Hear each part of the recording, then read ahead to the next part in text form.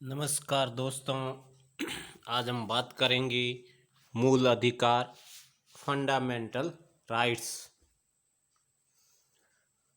भारतीय संविधान में मूल अधिकार भाग 3 के अंदर दिए गए हैं और इसका वर्णन अनुच्छेद 12 से 35 तक में किया हुआ है।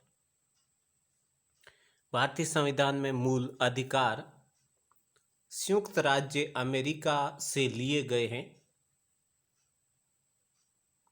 मूल संविधान में 7 मूल अधिकार थे, लेकिन 44वें संविधान संशोधन अधिनियम द्वारा संपत्ति के मूल अधिकार को समाप्त कर दिया गया और इसे एक साधारण अधिकार बना दिया गया।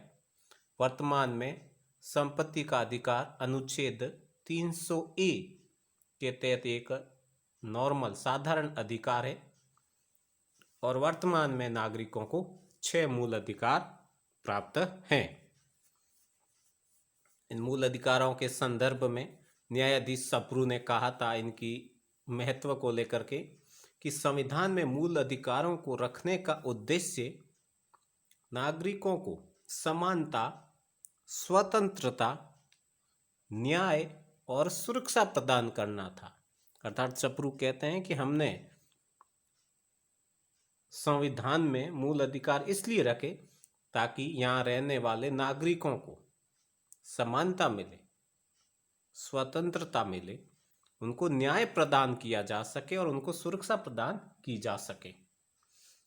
मूल अधिकारों की आवश्यकता भी इसी संदर्भ में है कि प्रत्येक व्यक्ति को सुरक्षा प्रदान करना, शासन को स्वेच्छाचारी होने से रोकना और न्यायिक सुरक्षा प्रदान करना, ऐसे जो लोकतंत्र के आधार स्तंभ है उसको समानता प्राप्त करने के उद्देश्य से ही संविधान निर्माताओं ने संविधान में मूल अधिकारों को शामिल किया था।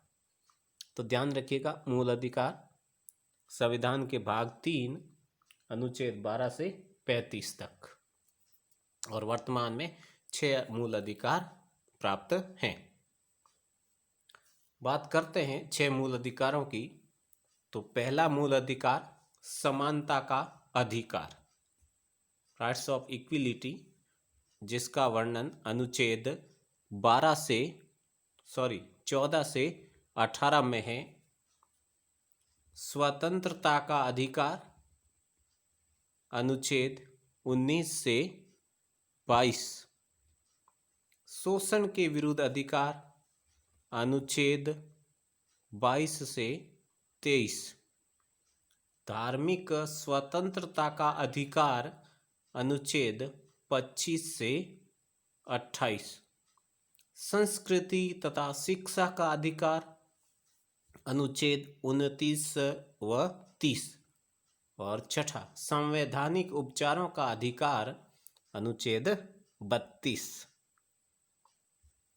हालांकि संपत्ति का अधिकार जो अनुच्छेद 31 में वर्णित था, जो 44वें संविधान संशोधन 1978 के द्वारा समाप्त कर दिया गया है। बात करेंगे हम समानता के अधिकार की। भारतीय संविधान में समानता का अधिकार अनुच्छेद 14 से 18 में दर्शाया गया है।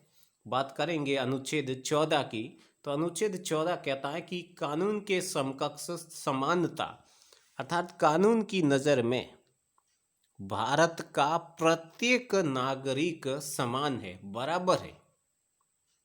लिखा है कि अनुच्छेद 14 के तहत राज्य क्षेत्र में राज्य किसी भी व्यक्ति को कानून के समकक्ष समानता और कानून का समान संरक्षण, यानी कानून की नज़र में सभी समान है और कानून सबका समान संरक्षण करेगा।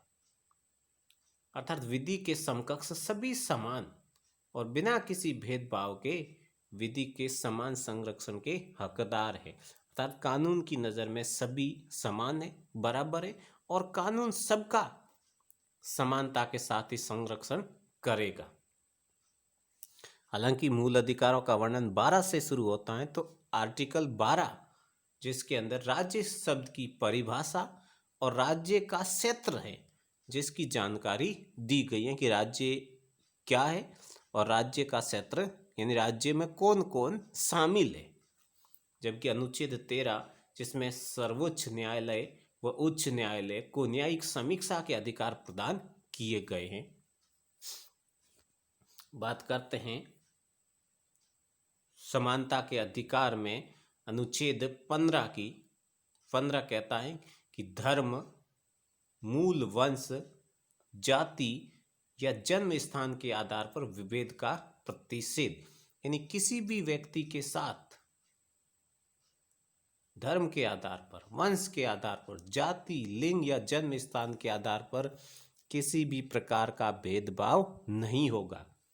अनुच्छेद 15 राज्यों को यह आदेश देता है कि किसी भी नागरिक के साथ केवल धर्म के आधार पर कि मूल ये इस धर्म से है या उस धर्म से, उस आधार पर उसके साथ कोई भेदभाव हो, या वंश के आधार पर, या जाति या लिंग, महिला हो या पुरुष, या जन्म स्थान के आधार पर भेदभाव नहीं होगा।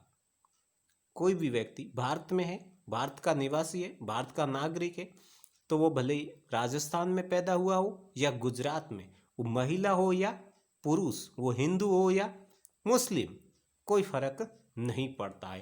अर्थात सभी समान होंगे। सभी नागरिकों को दुकानों पर, सार्वजनिक स्थलों पर, भोजनालयों पर, होटल, मनोरंजन के स्थल, तालाब, स्नानघर, सड़कें, इन सब को बराबर ही प्रयोग करने का अधिकार प्रदान किया गया। अर्थात किसी भी प्रकार का इन स्थानों का प्रयोग करने के लिए कोई भेदभाव जाति, धर्म, लिंग, जन्म स्थान के आधार पर नहीं होगा। इसी अनुच्छेद के अंदर अर्थात अनुच्छेद 15 में ही स्त्रियों व बच्चों तथा सामाजिक और शैक्षिक दृष्टि से जो शिक्षा की दृष्टि से पिछड़े हुए हैं उन नागरिकों को या अनुसूचित जाति और जनजाति के नागरिकों के लिए विशेष प्रावधान का भी अधिकार राज्यों को दिया गया है कि वो महिलाओं को, बच्चों को या सामाजिक और शैक्षिक दृष्टि से जो पिछड़े हुए SC ST उनके लिए विशेष प्रावधान राज्य कर सकता है यदि उचित समझे तो। करते हैं अनुच्छेद 16 की लोक नियोजन के विषय में अवसरों की समानता। अर्थात इस अनुच्छेद के तहत देश के सभी नागरिकों को राज्य के अधीन किसी भी प्रकार की सरकारी सेवा में समान अवसर प्रदान करने की गारंटी दी गई है। अर्थात यहाँ भी नागरिकों के साथ किसी भी प्रकार का कोई भेदभाव नहीं होगा। इस बारे में व्यक्ति से धर्म, जाति, लिंग या जन्म स्थान के आधार पर भेदभाव नहीं होगा। सबको समान अवसर मिलेंगे। योग्यता है तो आगे बढ़ जाएगा और योग्यता नहीं है तो वो नहीं बढ़ पाएगा। लेकिन राज्य ऐसे प्रयास करेगा कि सभी को समान अवसर प्रदान किए जाए।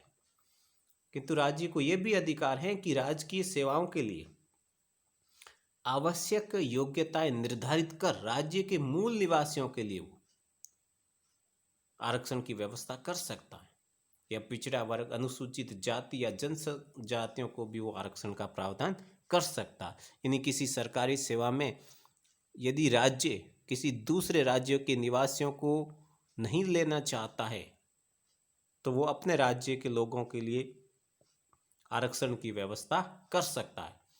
और इस आरक्षण का भी उद्देश्य केवल और केवल समानता की स्थापना करना है, न कि भेदभाव को बढ़ाना। अनुच्छेद 17 है अस्पृश्यता का अंत।